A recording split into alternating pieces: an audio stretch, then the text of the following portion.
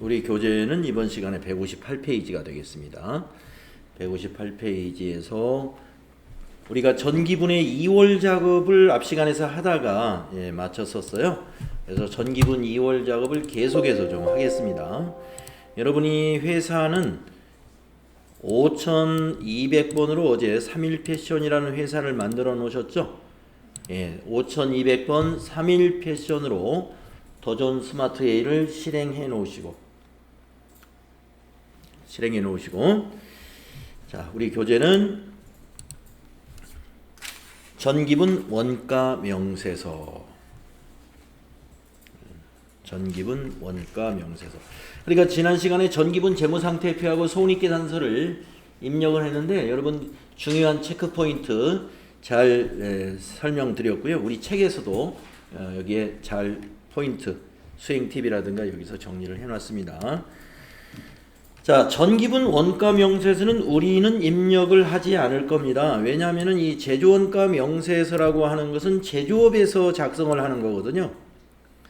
3일 패션은 도소매업을 하는 법인이기 때문에 제조원가 명세서는 없습니다. 그래서 제조업을 영위하는 기업의 경우는 전기분의 제조원가를 재료비, 노무비, 경비 해서 이 재료비, 노무비, 경비를 우리가 원가의 3요소라고 하거든요.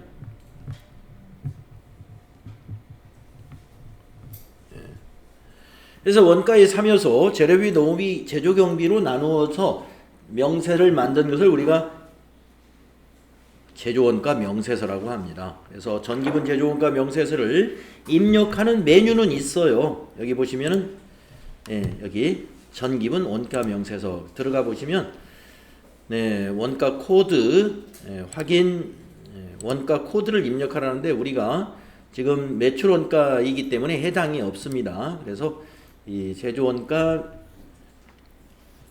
명세서가 있는 제조업에서는 원가 명세서를 등록을 한다. 자, 우리는 해당이 없고요. 그 밑에 있는 이익잉여금 처분계산서, 전기분 이익잉여금 처분계산서를 한번 들어가 보겠습니다.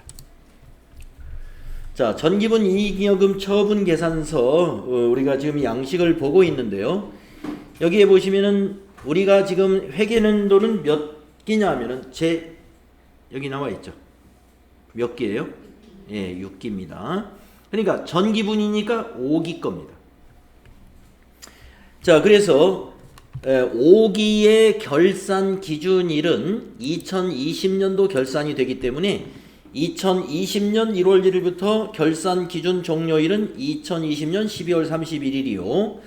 처분 확정일자라는 것은 우리가 전기에 경영한 성과를 가지고 당기 순이익이 발생하면 그 당기 순이익이 여기에 나타나고요. 당기 순이익이 여기에 나타나고 그 다음에 전기에 이월된 미처분 이익잉여금이 여기에 입력이 되어 가지고 두 개가 합해져서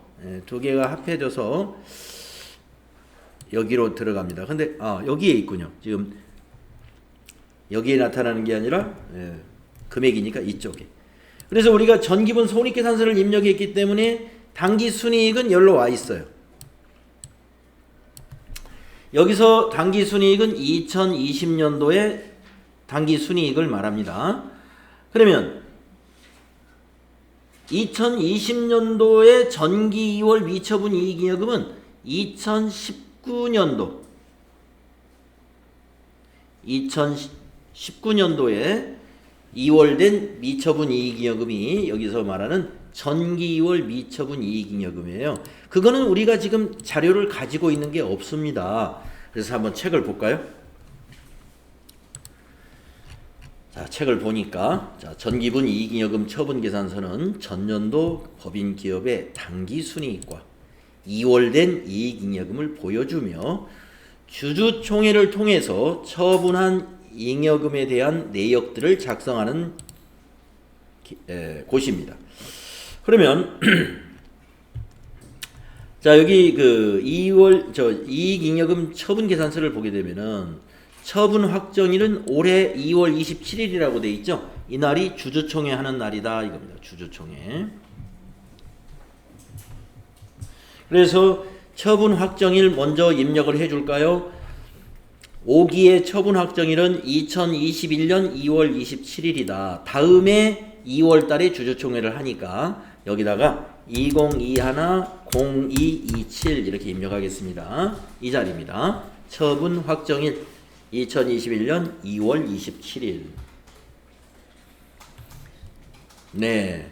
그리고 그 아래의 양식을 보시면 전기에 2월 된 미처분 이익잉여금은 2,310만 2천원이에요. 이번 당기의 순이익은 이만큼이다. 근데 당기 순이익은 이미 넘어와 있는 걸 아까 확인하셨죠. 그래서 전기 2월 미처분 이익잉여금 요것만 입력해 주면 되겠습니다. 23102-000을 여기다가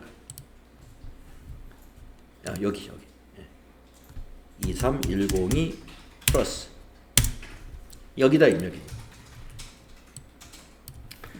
전기 2월 미처분 이익잉여금 그리고 전기분 손익계산서에서 우리가 계산했던 당기 순이익 이 두 개가 더해져서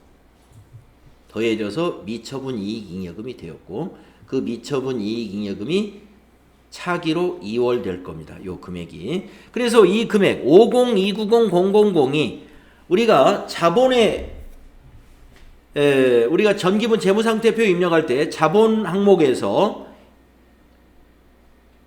2월 이익잉여금이라고 입력했던 거 기억나실 거예요. 바로 앞에 시간에서 2월 이익잉여금 하고 50290-000을 입력을 했는데 그 전기분 재무상태표에서는 뭐라고 되어 있었냐면 이렇게 되어 있었죠. 미처분 이익잉여금이라고.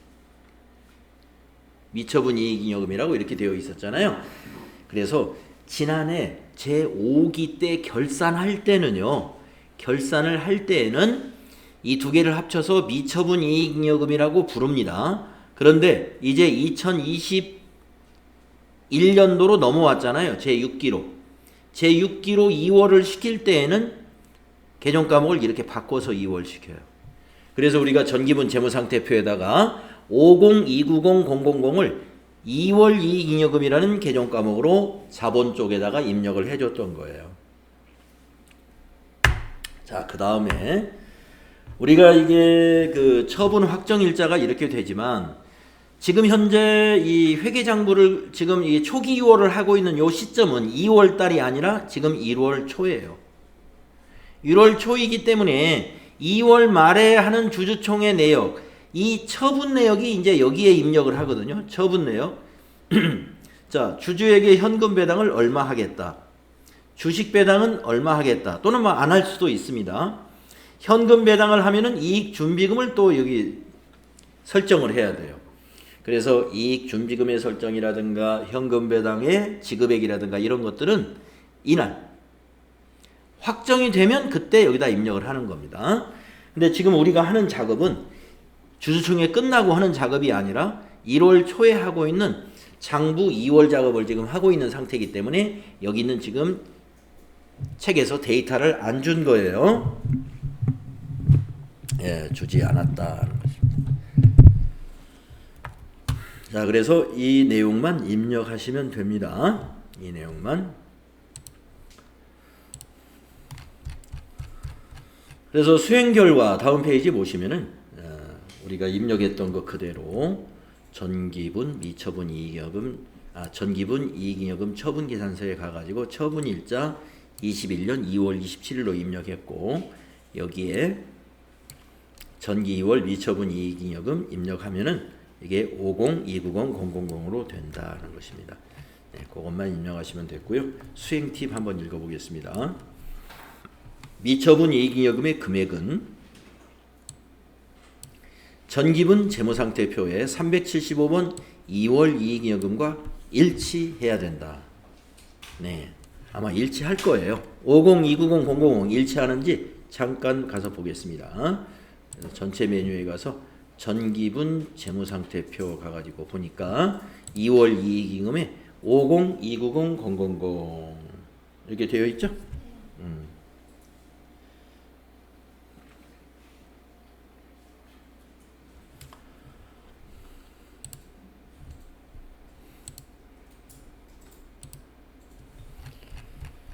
자, 다음 내용으로 가보겠습니다. 이제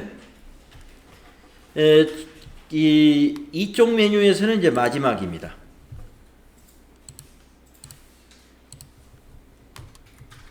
기초정보관리에서는 이제 마지막 거래처별 초기 2월. 거래처별 초기 2월.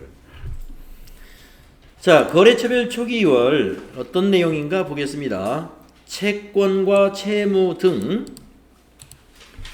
거래처별로 관리가 필요한 개정 과목에 대해 각 거래처별 전기 2월 자료를 제공하기 위해 입력하는 것으로 입력 후에 거래처 원장을 열면 전기 2월로 표시가 됩니다. 거래처 등록과 전기분 재무상태표의 자료가 입력되어 있어야 된다. 그래서 우리는 이 프로그램을 회사를 등록한 다음에 거래처 등록, 일반 거래처, 금융거래처, 카드거래처, 우리 거래처 등록했던 거 기억나시죠? 예. 해놨고, 그 다음에 전기분 재무상태표, 거기에 자산부채 자본 다 입력해놨죠? 채권 채무가 다 여기 입력되어 있습니다. 그렇기 때문에 이미 뭐가 만들어졌어요? 거래처 원장은 만들어져 있습니다.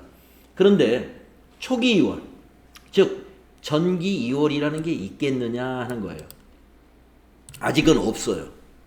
제가 한번 보여드릴게요. 자, 여러분 채권 하면은 제일 먼저 아마 외상매출금, 네, 이거 생각나실 거고, 또 채무 하면은 네, 외상매입금, 네, 이게 아마 생각나실 거예요. 그래서 이 외에도 더 있습니다만 요 두 개만 한번 확인을 해보도록 하겠습니다. 외상매출금과 외상매입금의 거래처 원장을 여러분도 한번 같이 보러 갈까요? 네, 같이 보러 가시죠. 자, 프로그램 가셔서 거래처 원장이 어디 있냐면은 여기 있습니다. 거래처 원장 실행해 보세요.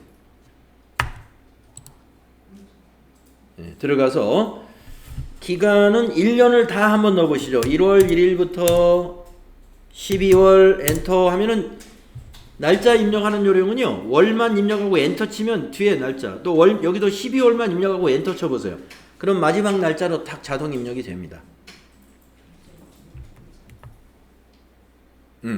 자, 개정 과목은 외상 매출금을 확인해 볼 거니까요. 여러분 108번이라고 한번 입력해 보세요. 108.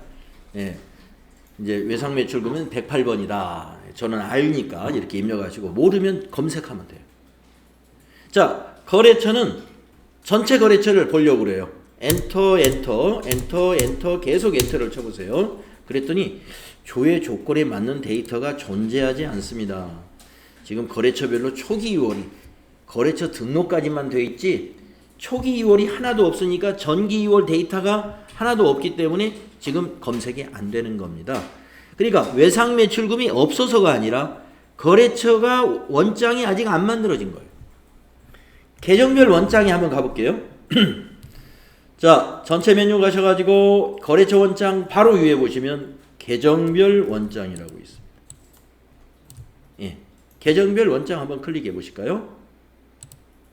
예, 그래서 기간은 역시 1월 1일부터 12월 엔터. 계정 과목 똑같이 108번. 또 뒤에도 108번. 예, 외상 매출금이 108번입니다. 엔터 해보세요. 그러면 외상 매출금의 전기 2월, 여기 전기 2월은 820만 원이다라고 나와 있어요. 근데 아까 거래처 원장에 가면 외상 매출금이 없다 이렇게 나오죠. 어느 거래처인지를 모르니까 거래처 원장은 아직 안 만들어진 거고, 그러나 계정별로 보면은 외상 매출금은 잔액이 전기 2월이 되어 있습니다. 이 전기 2월은 어떻게 만들어졌느냐? 우리가 어제 전기분 재무상태표 입력해놨죠?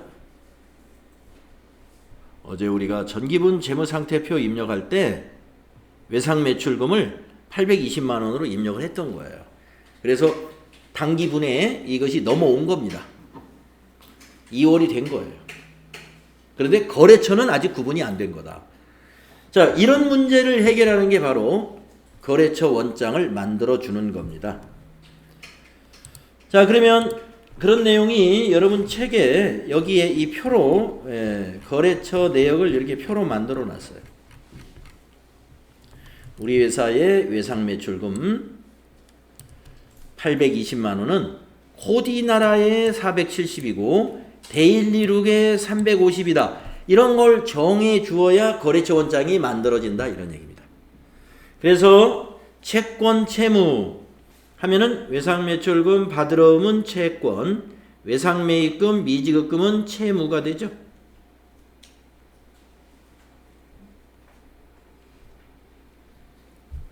그리고 당좌예금, 보통예금은 뭐예요? 은행 거래죠, 은행. 그래서 초기 2월, 거래처별 초기 2월을 해야 되는 자료는 은행 거래, 채권 거래, 채무 거래, 이거는 거래처별 초기 2월이 필요하다 하는 것입니다. 자, 그러면 저 위에 여기 순서대로 한번 해보겠습니다. 당좌예금은 국민은행 거다라는 걸 만들어 줄 거예요. 어디서 만드시느냐? 네, 여기 기초정보관리의 맨 밑에 있습니다. 거래처별 초기 2월. 네, 여기 클릭하겠습니다. 자, 그런데 여기 지금 전기분 재무상태표에서 넘어온 게 있어야 되는데, 예, 아직 안 넘어와 있습니다. 그래서 초기 여기 기능모음을 한번 가보세요. 기능모음 누르셔가지고 거기에서 불러오기를 한번 눌러보겠습니다. 불러오기를 하면은 전기분 재무상태표 메뉴에서 데이터를 불러옵니다. 불러오기를 실행하시겠습니까? 물어보면 예 하십니다. 네, 불러왔습니다.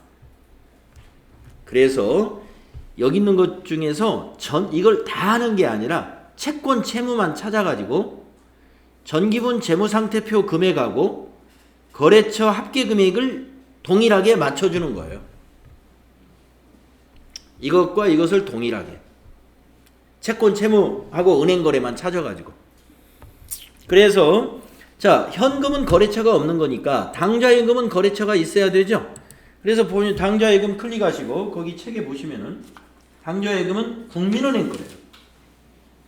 그러면 오른쪽에 여기 입력하는 란이 여기에 쫙 준비되어 있습니다. 자, 여기다가 국민은행을 입력해야 되는데 이게 국민이 입력이 안 돼. 국민 입력은 되지만 검색이 안 돼. 우리가 전표 입력을 할 때 코드에다가 입력을 하면 이제 앞으로 입력이 될 텐데요. 여기서는 입력이 안 되니까 여러분 입력이 안 될 때는 F2를 딱 눌러요. 아니면 그 자리를 더블 클릭해요. F2를 누르거나 더블 클릭. 그래가지고 국민이라는 단어를 입력해 보세요. 거래처를 검색할 때도 두 글자만 입력합니다. 국민. 그러면 국민이라는 단어가 포함된 거래처를 찾아주잖아요. 거기에 국민은행 당좌 엔터 치면 돼요. 네, 국민은행 당좌. 그리고 거기다 금액을 입력합니다. 응? 그렇죠. 자, 금액을 입력하세요. 얼마예요? 예. 예, 38950 플러스 엔터 칩니다. 자, 그러면은 여기에 딱 보세요. 전기분 재무상태표에 있는 금액하고 거래처 합계 금액하고 같아졌죠? 그리고 여기 차액이 0 나왔죠? 이런 식으로 하는 거예요. 자, 두 번째 거 하겠습니다. 보통예금. 자, 보통예금 딱 클릭합니다. 그리고 오른쪽에 코드란을 더블 클릭하거나 F2를 누른다. 그래가지고 보통예금은 어디예요? 예, 그 신한을 입력하세요. 신한하고 엔터. 신한하고 엔터. 응? 신한. 네, 신한 보통 41626 플러스 엔터 치면 보세요. 여기 전기분 재무상태표하고 거래처 합계 금액이 똑같아지죠? 0 나왔죠? 자, 세 번째 거 외상매출금 하겠습니다. 외상매출금 여기입니다. 자, 오른쪽에 코드란을 더블 클릭하거나 F2를 누른다. 선생님, 네. 안 나오면 어떡해요? 거래처가 안 나와요? 신한은행이 안 나오는. 그렇다면 거래처 등록 어제 하나 빼먹었나? 아닌가요? 넣었어요? 여기를 한번 다시 더블 클릭하고 네, 신한 한번 다시 나오네.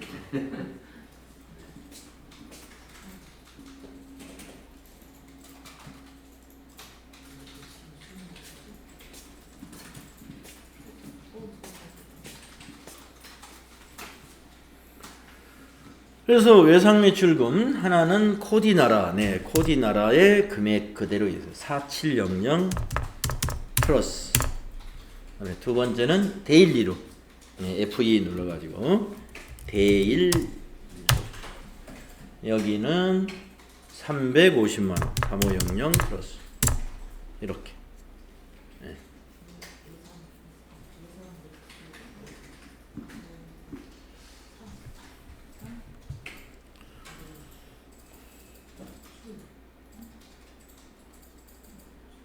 또 외상매입금도 해야죠. 네. 그 다음에 바드럼인가요? 네, 바드럼 그 밑에 있습니다. 그런데 지금까지 외상매출금이나 보통예금이나 당좌예금은 매출금이 안 나와. 외상매출금 안 나오는 거예요. 안 나와요? 네. 이게 안 보여요? 외상매출금이? 아 거기다 클릭해서 네. 여기 코드 잘못 쳤어요. 오른쪽. 오른쪽. 네. 거기 어떻게 해? 코드 잘못 쳤는데. 바꾸면 되지. 다시 더블 클릭해가지고 다시 다른 회사 검색하면 되지.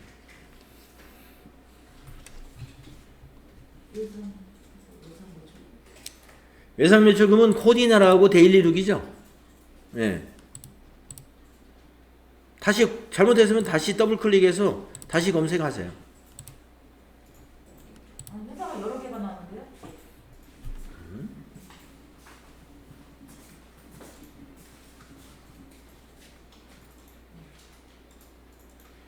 아니 회사 어느 회사 찾아야 되는데 아니, 코디나라 찾아야 되잖아. 근데 거기다 외상을 입력하면 어떻게? 응? 거래처를 입력해야 돼. 확인. 숫자 입력하시고 이제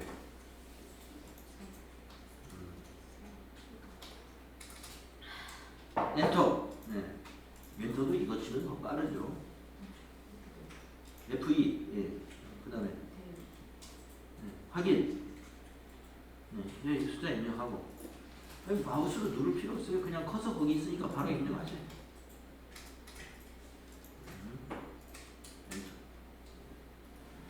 자, 바드럼이 상황이 다르다는 겁니다. 어떻게 다르냐?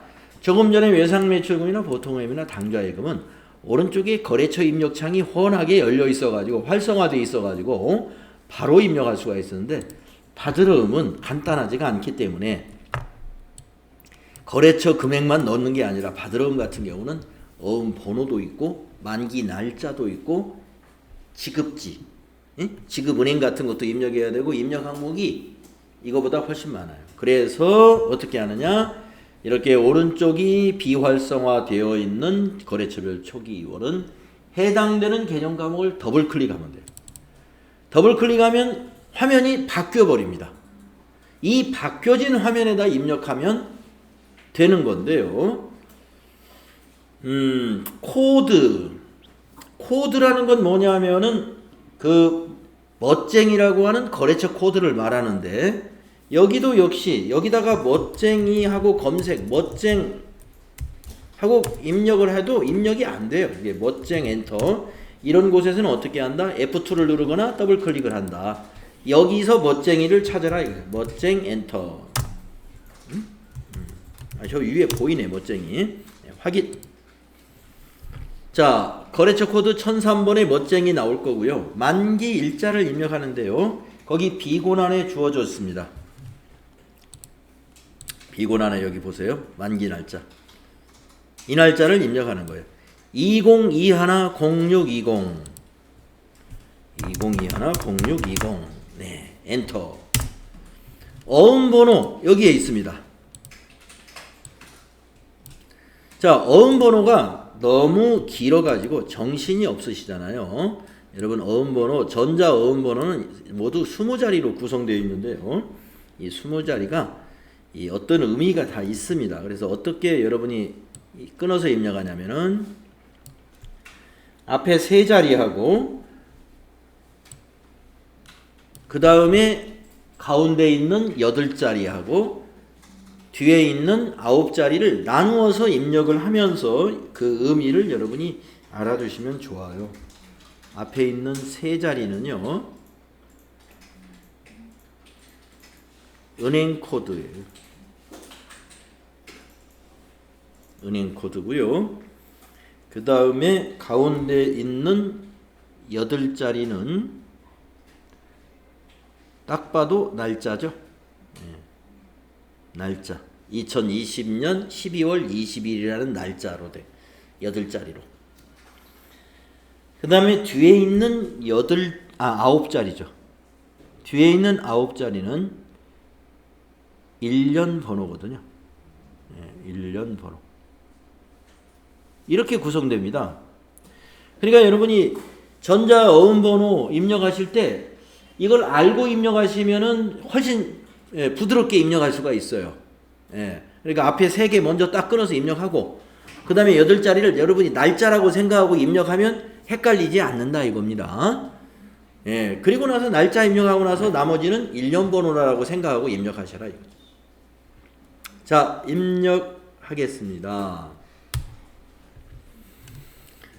자, 그러면 어음 번호가 004 이렇게 한번 입력하고 2020-1220 그 다음에 12345678 자릿수가 20자리로 잘 맞아야 돼요. 자, 금액은 240이죠. 2400 플러스 하고 엔터. 자, 수치 구분 자수라고 되어 있죠. 자수와 타수라는 게 뭐냐면은 자수는 거래처 여기 입력한 멋쟁이가 발급했다라는 것이 자수입니다. 타수는 거래처가 아닌 우리 거래처가 아닌 거래처에서 발급한 받으러음이다 라는 뜻인데 FAT 1급 시험에서 다 자수예요. 그래서 여긴 자수에다 놓고 엔터. 발행인은 자수니까 이게 그대로 와야 돼요. 이게 그대로 발행인이. 근데 자동으로 좀 왔으면 좋겠는데 자수했는데도 안 왔어요. 그러면 다시 이 물음표 단추 눌러서 다시 멋쟁이 또 검색해줘. 멋쟁이. 발행인이 멋쟁이가 되는 게 그게 자수입니다. 자, 발행일자로 내려왔죠. 발행일자 고쳐줘야 돼요. 발행일자와 거래일자가 동일하군요. 2020-1220 그 밑에 거래일자도 똑같이 2020-1220 어음의 종류는 전자. 자, 지급기관 거기 비고에 나와 있습니다. 국민은행 용산지점. 자, 국민은행은 은행 등록을 해놨던 거 기억나시죠? 어제. 자, 물음표 단추 눌러보면 100번은 국민은행, 200번은 신한은행. 은행 등록 되어 있죠. 네. 그래서 이번에는 국민은행이니까 100번. 이건 거래처가 아니에요. 그냥 은행일 뿐입니다. 자, 밑에 지점도 입력합니다. 용산지점. 어음을 한 장 2월 시키는데 이렇게 입력할 게 많습니다. 이렇게 입력할 게 많으니까 아까 그 오른쪽 창에 입력을 못하고 더블 클릭해가지고 한 장씩, 한 장이 요 한 줄이에요. 만약에 받으러음이 2월 되는 게 10장이다 그러면 10번 이렇게 입력해야 되겠죠. 지금 우리는 한 장이었어요. 근데 한 장 입력하는데도 입력 항목이 많으니까 시간이 좀 걸리겠죠. 자, 밑에 차액 0 나와 있는 거 확인하시고 이 창을 여기를 눌러서 닫아봅니다. 닫으면 조금 전 창으로 돌아와요. 그리고 보다시피 이 금액과 이 금액이 같아지죠. 그리고 밑에 차액 0 이렇게 나와야 제대로 거래처별 초기 이월이 끝났다 이렇게 보시는 거예요. 좋아요. 그러면 이제 밑에 외상매입금하고 미지급금만 남았습니다. 자, 외상매입금은 부채니까 조금 아래쪽에 있네요. 자, 오른쪽이 활성화되어 있는 건 그냥 오른쪽에다 바로 입력해요. 네. 자, 코드가 멋쟁이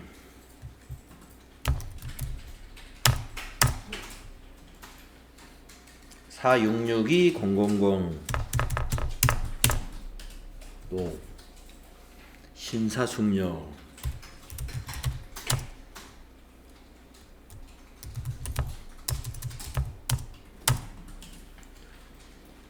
4천만원 40 플러스 네, 입력하고 나면 이걸 보셔라 이거예요. 전기분 재무상태표하고 거래처 합계금액이 같아져야 돼. 차익이 0 이렇게 나와야 돼. 하나 또 더 있죠? 미지급금 바로 밑에 겁니다. 네, 오른쪽에다가 믿음자동차 3천만원 현웅컵나라 2천만원 자 입력하고 나면 보세요. 여기 5천 여기 5천 차익 0 네. 이런 식으로 거래처별 초기 이월을 하시면 됩니다. 자 그러면 조금 전에 외상매출금을 거래처 원장을 봤을 때 장부가 안 만들어졌었어요. 근데 지금 한번 제가 거래처 원장 가볼게요. 아까 그 화면을 안 닫아서 바로 그걸로 가면 다 이렇게 입력되어 있습니다. 예, 입력되어 있고 위에서 조회를 한번 눌러볼게요. 제가 조회했더니 아까는 안 만들어졌었는데 지금은 딱 나오죠. 전기 2월 코디나라에 470만원 데일리룩에 350만원이라 하고 거래처 원장이 이렇게 만들어지게 됩니다. 그래야 앞으로 계속 이어서 이제 2021년도 제6기에도 거래처별 원장 장부를 구성해 나갈 수가 있는 것이에요. 네. 그러니까 이 프로그램의 원리를 좀 아셔야 되고요. 우리가 여러분들 원격 훈련으로 원격 보조학습으로 동영상 봤던 것은 우리 회계의 이론만이지만 우리가 이 더존 프로그램으로 할 때는 그 회계의 이론에다가 이 전산회계 프로그램에서 장부와 장부가 어떤 관계가 있는가 요거를 하나씩 이해를 해 나가셔야 돼요. 거래처별 초기 이월이 되어야 거래처 원장이 만들어지는구나. 왜 거래처를 등록을 했는지 거래처 원장을 관리하려고 거래처를 등록했구나 이렇게 보시면 돼요. 또 은행 등록은 왜 했는지 조금 전에 어음을 등록하다 보니까 우리하고 거래관계가 없는 은행이 지급지로 되어 있으면 그 지급지를 거기다 입력해야 되니까 은행 등록이 되어 있어야 된다는 거예요. 그런 것들을 아시면 되겠습니다. 자, 닫아주시고요. 자, 이렇게 해서 우리가 다 끝냈습니다. 기초정보관리. 네, 어제도 말씀드렸지만 여기서 10점 출제가 됐다. 자, 교재에 보시면 수행 결과 나와 있어요.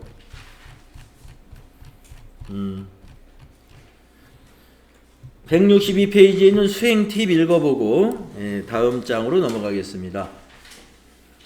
162페이지 수행 팁에 보시면 시험에서는 계정 과목별로 거래처명과 금액을 추가 등록하거나 수정한다. 그래서 받으러음이나 지급어음이나 차입금은 탭을 누르거나 더블 클릭 후에 입력하세요. 여러분 키보드에 탭이라는 게 이거죠. 탭키 TAB. 그것이 더블 클릭 누르는 거나 마찬가지다 이거. 그래서 탭을 누르거나 더블 클릭 해가지고 아까 받으러음 입력할 때 그렇게 했잖아요. 오른쪽이 비활성화 돼 있으니까 더블 클릭 했는데 탭키 눌러도 된다 이거 키보드로. 네.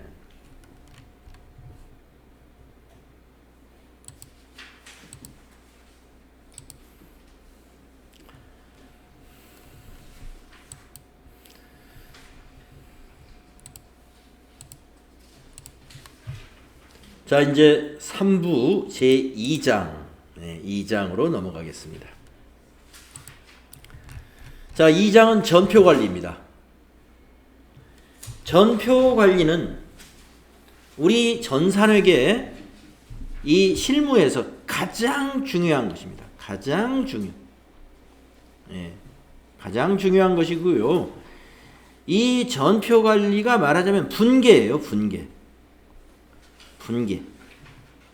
연습하는 겁니다.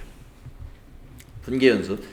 여러분 회계의 순환 과정을 제가 설명할 때 이론 강의할 때 회계 공부는 분계로 시작해서 분계로 끝나는 것입니다라고 했을 거예요. 그런 말이 있다. 굉장히 중요한 거예요. 회계 실무자는 분계를 할 줄 모르면 그 실무자가 아닙니다. 그 분계라는 게 뭐냐면 분계가 떠올라야 입력을 할 수가 있어요. 전표 여러분이 이제 전표 입력을 할 텐데 전표 입력을 하려면 차변에 무슨 계정 과목 얼마, 대변에 무슨 계정 과목 얼마 이런 식으로 입력을 할 거란 말이에요. 그게 바로 여러분이 앞에서 배웠던 이론에서 배웠던 분계라. 이 분계를 하려면 뭘 알아야 돼요? 거래의 8요소. 거래의 8요소를 지켜가면서 분계를 하는 거죠. 자산, 부채, 자본, 수익과 비용 계정 과목을 여러분이 알고 있어야 되고 자산이 증가했으면 그 계정 과목을 차변에 기록하고 자산이 감소한 그 계정 과목이 감소했으면 대변에 기록하고 부채는 반대, 자산의 반대, 증가가 대변, 감소가 차변. 자본도 자산하고 반대, 증가가 대변, 감소는 차변. 비용이 발생했을 때는 차변에 기록하고 수익이 발생했을 때는 대변에 기록하죠. 거기다가 두 가지 요소를 더하면 수익이 취소되면 차변, 비용이 취소되면 반대쪽 대변에 가는 겁니다. 이 거래의 8요소가 여러분의 그 회계 이론을 공부했을 때 이 회계의 순환 과정, 즉 전표 관리에서 이 거래의 8요소, 분계의 8요소라고도 할 수 있어요. 거기 밑에 두 개를 더 넣으면 10요소가 된다고 그랬습니다. 거래의 8요소를 이해해야 되고 저것은 반드시 암기되어 있어야 되겠습니다. 그래서 이제 계정 과목을 암기하는 거, 그 다음에 거래의 8요소를 여러분이 정리해 놓는 거, 이것이 이제 전표 입력을 할 수 있는 능력이 되느냐 안 되느냐 하는 것인데, 이 전표 관리 능력 단위가 이게 이제 하나의 능력 단위이지만 제가 보기에 회계 실무에서는 이것이 거의 90%입니다. 90%. 뒤에 이제 나오는 뭐 자금 관리 또는 결산 관리 이런 게 나오는데 그 자금 관리나 결산 관리가 다 알고 보면 전표예요. 크게 보면 다 전표 관리예요. 자, 그러면 이제 우리는 전표 관리에서 무엇을 우리가 알게 되냐면 회계상 거래를 인식할 줄 알아야 되고요. 그리고 그게 인식이 되면 분계를 통해서 전표를 작성할 줄 알아야 되고요. 그리고 그 증빙서를 관리할 줄 알아야 되겠습니다.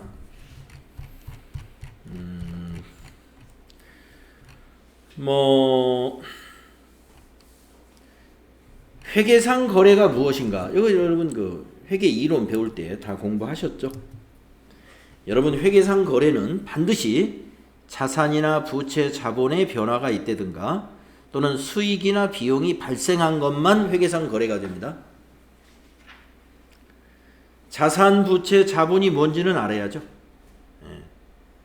자산이나 부채, 자본이 증가와 감소가 있다는 건 변화가 있었다는 얘기고, 수익이나 비용 뭔지 아시죠? 수익이나 비용이 발생했거나 취소되면 그때가 거래가, 이것이 회계상 거래다라고 우리가 전표 처리를 하는 것입니다. 네, 그래서 이제 우리 일상에서 말입니다. 일상에서는 가령 매매 계약을 맺었다든가 종업원을 채용하기로 약속을 했다든가 임대차 계약을 했다든가 이런 것들을 우리 일상에서는 거래라고 하지만 회계에서는 거래가 아닐 수가 있다. 왜 아닐 수가 있냐면 매매 계약을 전화로만 했다고 가정을 해볼까요? 상품 매매 계약을 전화로만 했어요. 거래처에다 전화해가지고 네, 다음 주 월요일 날 우리 공기청정기 무슨 삼성전자 거 무슨 모델 5대만 보내주세요 하고 전화로 우리 그 전자제품 대리점 큰 대리점이다 공장에다 전화를 했습니다. 그랬더니 거기서 우리하고 기존에 거래 관계가 있는 데니까 예 알았습니다. 월요일 날 출발해 드릴게요. 그러면 전화를 이렇게 주문했다고 해서 우리가 회계 처리할 게 있나요? 없어요. 왜 안 할까요? 아니, 전화로 주문한 것이니까 자산이나 부채 자본에 변화가 안 일어납니다. 그러니까 회계 처리 안 합니다. 그런데 만약에 오늘 처음 거래를 하는 곳이에요. 그래서 전화를 공기청정기 5대만 50만 원짜리 5대만 월요일 날 보내주세요 했더니 그 상대방이 처음 거래하시는 건 되니까 계약금 10% 50만 원만 지금 좀 보내주세요 그런다고. 계약금 10% 보내주시면 저희가 월요일 날 출발시키겠습니다. 그래가지고 오늘 계약금을 50만 원 현금으로 보통예금으로 이체를 시켰습니다.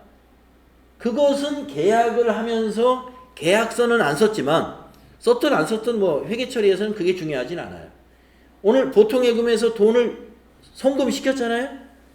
그러면 보통예금이라는 자산이 감소했죠. 자산이 증가나 감소가 있으면 회계 처리해야 돼요. 그것은 우리가 회계 처리를 합니다. 그래서 만약에 회계 처리를 한다고 한번 볼까요? 자, 이왕에 말이 나왔으니까 여러분이 분계 실력을 한번 보기 위해서 하실 수 있는지. 자, 지금처럼 상품을 주문했더니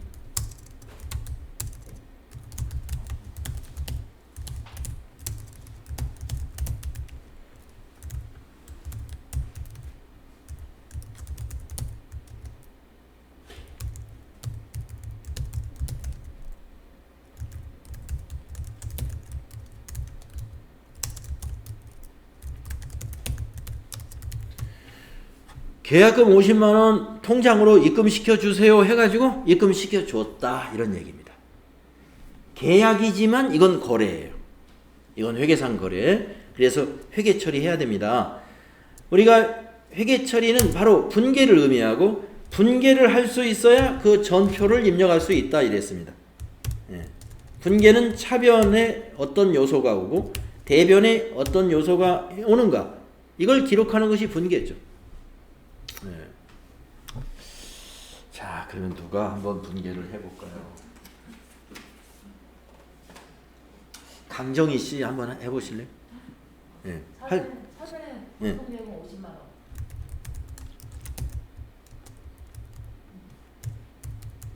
대변은요? 대변에 상품 50만 원.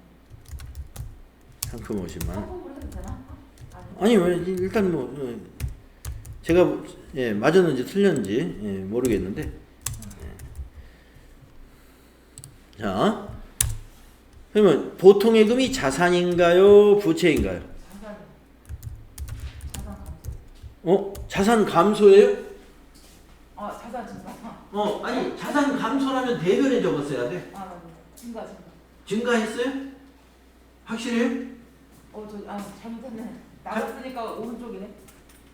예? 아니 감소했으니까 예. 대변으로 가야 돼요. 그렇네요. 예. 잘못 생각했죠? 이거 대변이네. 자산이 감소했으니까. 그렇죠. 자산이 감소했죠. 사전에. 예. 이렇게 잘못했다는 걸 발견해내면 돼요. 이거 잘못했구나. 그럼 차변은 뭔가요?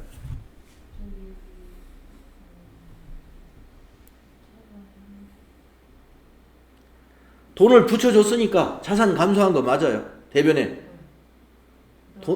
그 다음에 이제 우리는 자본이 감소. 자본 감소니까 차변.